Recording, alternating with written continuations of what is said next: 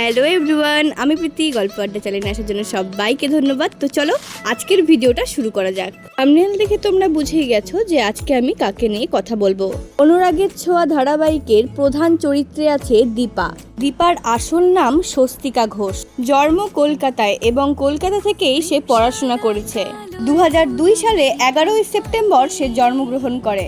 স্বস্তিকা প্রথমে মডেলিং করত এবং সেখান থেকেই সে সুযোগ পায় সিরিয়ালে আসার।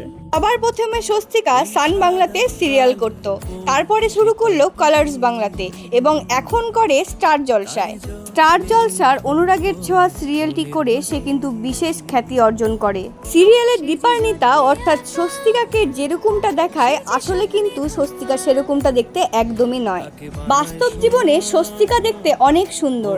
অনুরাগের ছোঁয়া সিরিয়াল করে সে কিন্তু অনেক অ্যাওয়ার্ডও পেয়ে গেছে।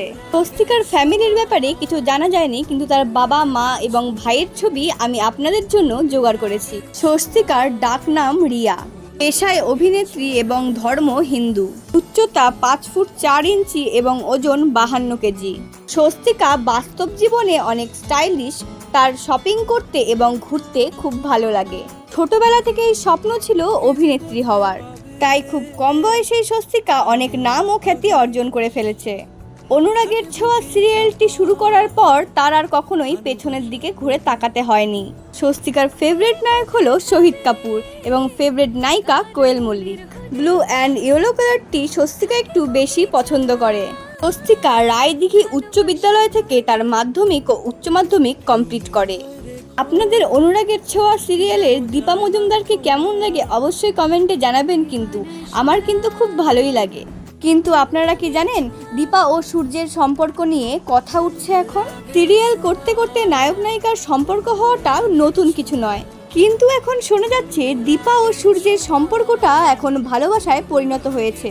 তারা শুটিং শেষ করার পরে আলাদাভাবেও কিন্তু তারা সময় কাটাচ্ছে, কিন্তু এই ব্যাপারটা কতটা সত্যি তা আমার জানা নেই।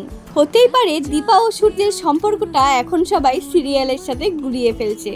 আপনি কি খুশি হবেন যদি দীপা ও সূর্যের সম্পর্কটা ভালোবাসাতে পরিণত হয়? তাহলে আজকের মতন আসি, আর এরকমই কিছু ভিডিও পেতে হলে এই চ্যানেলটিকে সাবস্ক্রাইব করে দিবেন। ভালো থাকবেন, সুস্থ থাকবেন এবং সকলকে ভালো রাখবেন।